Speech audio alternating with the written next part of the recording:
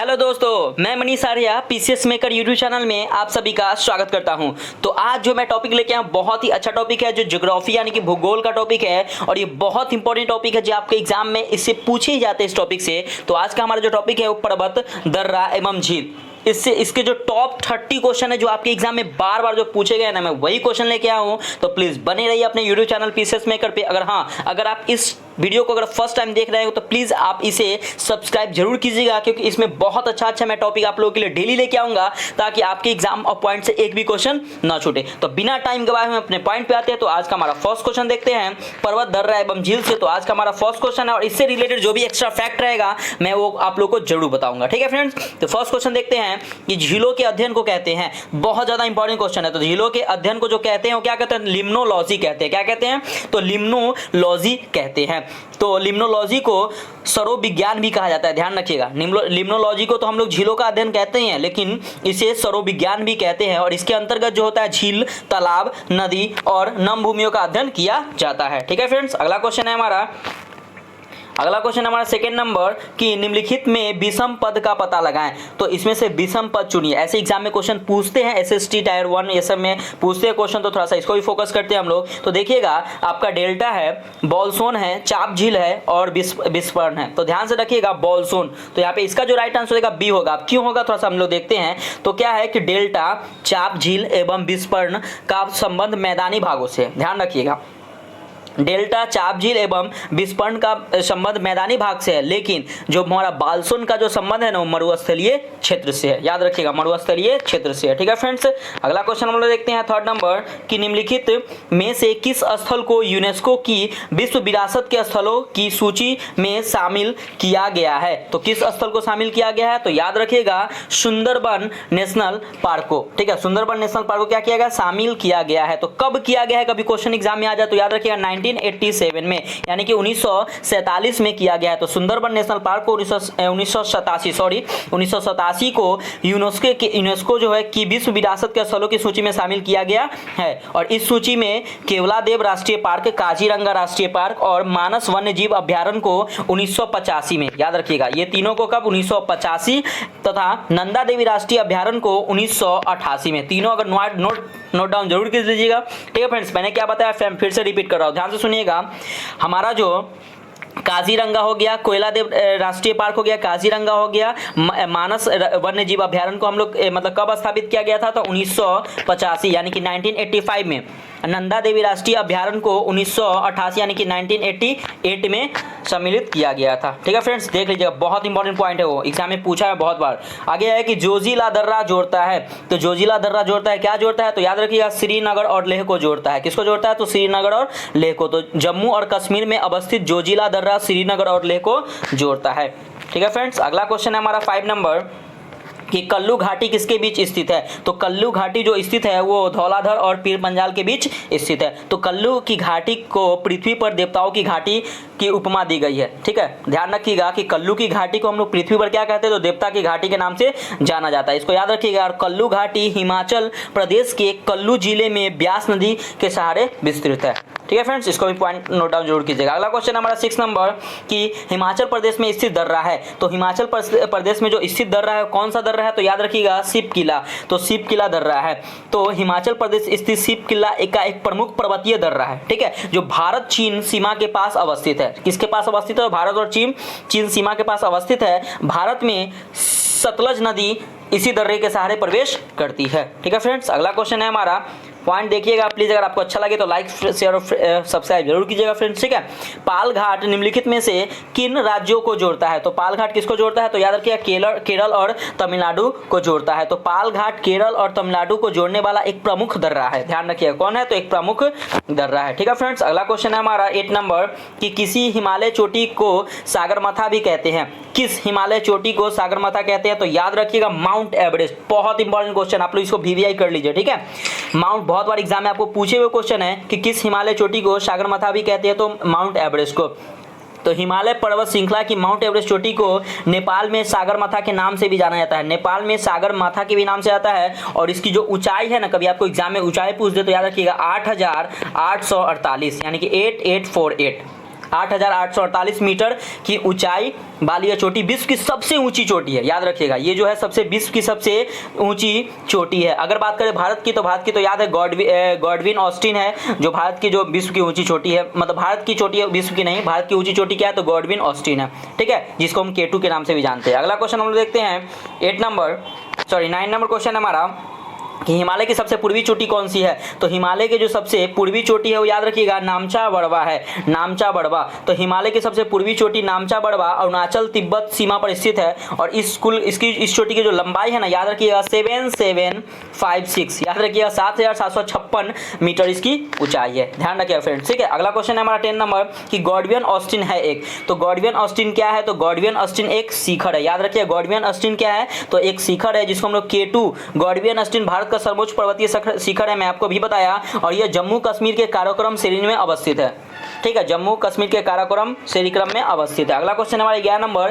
कि भारत में सबसे ऊंची चोटी कौन सी है। आगे आपको क्वेश्चन कि भारत की सबसे ऊंची चोटी है वो याद रखिएगा K2 मैंने बताया था, इसको हम लोग गॉडविन ऑस्टिन कहते हैं। क्या कहते हैं तो गॉडविन ऑस्टिन कहते हैं। अगर कभी इसकी अगर ऊंचाई पूछ देना तो याद रखिएगा इसकी जो ऊंचाई है 8,611 मीटर है, ठीक है। अगर इसके बात करें, हम अभी पढ़े थे, क्या पढ़े थे कि माउंट एवरेस्ट की ऊंचाई कितनी है तो याद रखिएगा 8,000 क्या है तो 8,848 है, बस थोड़ा सा का फर्क है, बस इतना याद रखिएगा, ठीक है फ्रेंड्स।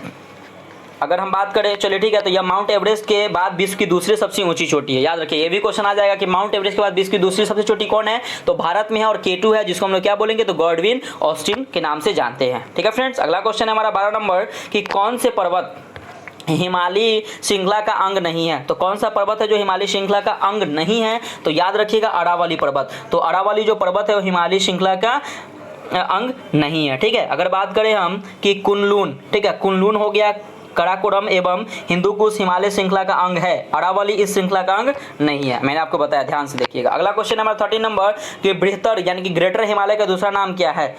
बृहत्तर यानी कि ग्रेटर हिमालय का दूसरा नाम है हिमाद्री। क्या है नाम हिमाद्री है। तो ग्रेटर हिमालय का दूसरा नाम क्या है तो हिमाद्री है, ठीक है फ्रेंड्स। अगला क्वेश्चन हमारा 14 नंबर कि नागतीपा और महाभारत पर्वतमालाएं किसमें शामिल है, किसमें शामिल है तो याद रखिएगा निम्न हिमालय में शामिल है। तो नागतीपा और महाभारत पर्वतमालाएं निम्न हिमालय क्या है निम्न हिमालय में शामिल है, ठीक है फ्रेंड्स। अगला क्वेश्चन है हमारा 15 नंबर कि निम्नलिखित में से एक किसको सह्याद्री पर्वतमाला भी कहा जाता है। तो किसको कहा जाता है तो याद रखिएगा पश्चिमी घाट को। तो पश्चिमी घाट को क्या कहा जाता है तो सह्याद्री पर्वतमाला कहा जाता है, ठीक है फ्रेंड्स। अगला क्वेश्चन हमारा 15 नंबर कि भारत में सबसे ऊंचा पठार कौन सा है। तो भारत में जो सबसे ऊंचा पठार है वो कौन सा पठार है तो याद रखिएगा लद्दाख पठार। क्या है तो लद्दाख पठार है। तो भारत में सबसे ऊंचा पठार लद्दाख पठार है और यह जो है वह तिब्बत पठार का ही एक भाग है, ठीक है फ्रेंड्स। अगला क्वेश्चन है हमारा 17 नंबर क्वेश्चन देखिएगा।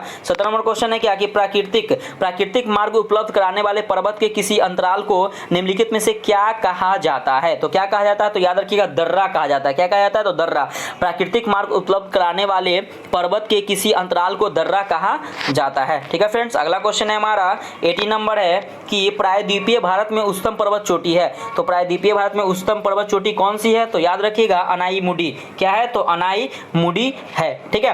तो प्रायद्वीपीय भारत अथवा दक्षिण भारत की उच्चतम पर्वत चोटी अनाईमुडी है, जिसकी ऊंचाई याद रखिएगा 2695 यानी कि 2695 मीटर है और यह नीलगिरी के दक्षिण में अन्नामलाई पहाड़ी में स्थित है, ठीक है, अन्नामलाई पहाड़ी में स्थित है। अगला क्वेश्चन है 19 नंबर कि अनाईमुडी शिखर कहाँ स्थित है। तो अनाईमुडी जो शिखर है वो कहाँ स्थित है तो याद रखिएगा सह्याद्री में स्थित है, ठीक है। कहाँ पे है तो सह्याद्री में स्थित है। अगला क्वेश्चन है फ्रेंड्स 20 नंबर कि निम्नलिखित में से सबसे ऊंचा शिखर कौन सा है। तो सबसे ऊंचा शिखर कौन सा है तो याद रखिएगा ऑप्शन नंबर सी यानी कि नंगा पर्वत। इसको थोड़ा सा आप लोग समझिएगा कि सबसे ऊंचा शिखर जो है वो हमारा नंगा पर्वत 1 नंबर पे है, दूसरा पे है नंदा देवी। पहला पे नंगा पर्वत याद रखिएगा, दूसरा पे नंदा देवी, ठीक है, और तीसरा पे याद रखिएगा आप लोग कामेत हो गया और चौथा पे क्या रखिएगा कुनलून कहिएगा, ठीक है। तो नंगा पर्वत की जो ऊंचाई है मैं बोल दे रहा हूँ, आप लोग नोट कर लीजिएगा। नंगा पर्वत की जो ऊंचाई है 8125 यानी कि 8125 मीटर। नंदा देवी की है 7824 मीटर। कामेत की है 7756 मीटर और कालनून की है 7167 मीटर, ठीक है फ्रेंड्स। तो थोड़ा सा इसको भी नोट डाउन आप जरूर कर लीजिएगा, बहुत इंपॉर्टेंट क्वेश्चन है। अगला क्वेश्चन है कि कौन सी पर्वत श्रेणी भारत में स्थित है। तो कौन सी पर्वत श्रेणी है तो याद रखिए पीर पंजाल। तो तो पीर पंजाल जो उपयुक्त मतलब इस प्रश्नों में से ध्यान रखिएगा, जो ऑप्शन आपको दिया हुआ है इसके अनुसार भारत श्रेणी में से पीर पंजाल पर्वत श्रेणी भारत में अवस्थित है। ठीक है, अगर बात करें अराकामा योमा हो गया, सेलुमान हो गया और साल्ट रेंज हो गया। ठीक है, ये पाकिस्तान और पाकिस्तान में क्या है, सुलेमान श्रेणी भी पाकिस्तान में है। तो ये जितने भी रेंज ये है वो पाकिस्तान में स्थित है। ठीक है फ्रेंड्स, पाकिस्तान में। अगला क्वेश्चन है हमारा 22 नंबर कि किस पर्वतीय स्थल को सतपुड़ा की रानी कहते हैं? तो किसे कहते हैं? तो याद रखिएगा ये इसका जो राइट आंसर हो जाएगा वो ऑप्शन नंबर यानी कि पंचमढ़ी। तो पंचमढ़ी को क्या कहते हैं? तो हम लोग सतपुड़ा की रानी कहते हैं। और मध्य प्रदेश के होशंगाबाद जिले में अवस्थित पंचमढ़ी पर्वतीय स्थल को सतपुड़ा श्रेणी के बीच स्थित होने और इसके सुंदर स्थलों के कारण इसे क्या कहते हैं? तो सतपुड़ा की रानी भी कहा जाता है। ठीक है फ्रेंड्स, अगला क्वेश्चन देखिएगा। अगला क्वेश्चन हमारा 23 नंबर की लोकटक झील जिस पर जल विद्युत परियोजनाओं का निर्माण किया गया था किस राज्य में स्थित है? तो याद रखिएगा किस राज्य में स्थित है? तो ऑप्शन नंबर बी यानी कि मणिपुर राज्य में स्थित है। तो लोकटक झील मणिपुर राज्य में अवस्थित है और इस प्रकार एक जल विद्युत परियोजनाओं का निर्माण किया गया था। इस पर क्या किया था कि एक जल परियोजनाओं का निर्माण किया गया था। किस पे? तो लोकटक झील पे। ध्यान रखिएगा फ्रेंड्स। ठीक है, अगला क्वेश्चन हमारा 24 नंबर कि लोनार झील कहाँ स्थित है? तो लोनार झील कहाँ स्थित है? तो याद रखिएगा लोनार जो झील है वो हमारा महाराष्ट्र में स्थित है। तो लोनार झील महाराष्ट्र के बुल्ढाना जिले में स्थित एक खारे पानी की झील है। याद रखिएगा बुल्ढाना जिले में स्थित एक क्या है? खारे पानी की झील है। अगला क्वेश्चन हमारा 25 नंबर की सबसे बड़ी मानव निर्मित झील कौन सी है? तो सबसे बड़ी मानव निर्मित जो झील है वो हमारा गोविंद सागर झील है। बहुत इंपॉर्टेंट क्वेश्चन है कि गोविंद सागर मानव निर्मित भारत की सबसे बड़ी झील है और इस कृत्रिम झील का निर्माण भाखड़ा बांध के कारण हुआ है। किसके कारण हुआ है? तो भाखड़ा बांध परियोजना के कारण हुआ है। ठीक है फ्रेंड्स, अगला क्वेश्चन है हमारा 26 नंबर कि नागा खासी और गारो पहाड़ियां स्थित है। तो कहाँ पे स्थित है? तो याद रखिएगा पूर्वांचल पर्वतमाला में स्थित है। कहाँ पे स्थित है? तो पूर्वांचल पर्वतमाला में स्थित है। ठीक है फ्रेंड्स, अगला क्वेश्चन है हमारा 27 नंबर है कि शिवसमुद्रम। ठीक है, क्या है? तो शिवसमुद्रम जलप्रपात किस नदी के मार्ग में पाया जाता है? तो किस नदी के मार्ग में? तो याद रखिएगा ऑप्शन नंबर सी यानी कि कावेरी में। कावेरी तो शिवसमुद्रम जलप्रपात कावेरी नदी पर स्थित है और यह कर्नाटक के मांड्या जिले में स्थित है। कहाँ पे? तो मांड्या जिले में स्थित है। ठीक है फ्रेंड्स, अगला क्वेश्चन है 28 नंबर कि बलतोरा हिमनद स्थित है। तो बलतोरा हिमनद स्थित है तो कहाँ पे स्थित है? तो याद रखिएगा कराकोरम पर्वतमाला में। तो कराकोरम पर्वतमाला में क्या है? तो बलतोरा हिमनद कराकोरम पर्वतमाला में स्थित है और इस पर्वतमाला में स्थित अन्य प्रमुख हिमनद है। और कौन कौन है? तो याद रखिएगा थोड़ा सा, बियाफो हो गया, सियाचिन हो गया, गॉडवियन ऑस्टिन, हिस्पात, ये सब क्या है? स्थित है। ठीक है फ्रेंड्स, अगला क्वेश्चन है 29 नंबर क्वेश्चन है कि भारत की सबसे ऊंचा जलप्रपात किस राज्य में है? बहुत इंपॉर्टेंट क्वेश्चन है। तो भारत का सबसे ऊंचा जलप्रपात हमारा कर्नाटक राज्य में है। तो भारत का सबसे ऊंचा जलप्रपात कुंचिकल है जो कर्नाटक राज्य में स्थित है। कौन सा है? तो कुंचिकल, याद रखिएगा कुंचिकल है जो कहाँ पे स्थित है? तो कर्नाटक में स्थित है। अगला क्वेश्चन हमारा 30 है कि भारत में सबसे ऊंचा जलप्रपात कौन सा है? तो याद रखिएगा भारत में सबसे ऊंचा जलप्रपात कौन सा है? तो इस ऑप्शन के अनुसार यहाँ पे जो होगा वो जोग प्रपात होगा। ठीक है, जोग प्रपात होगा।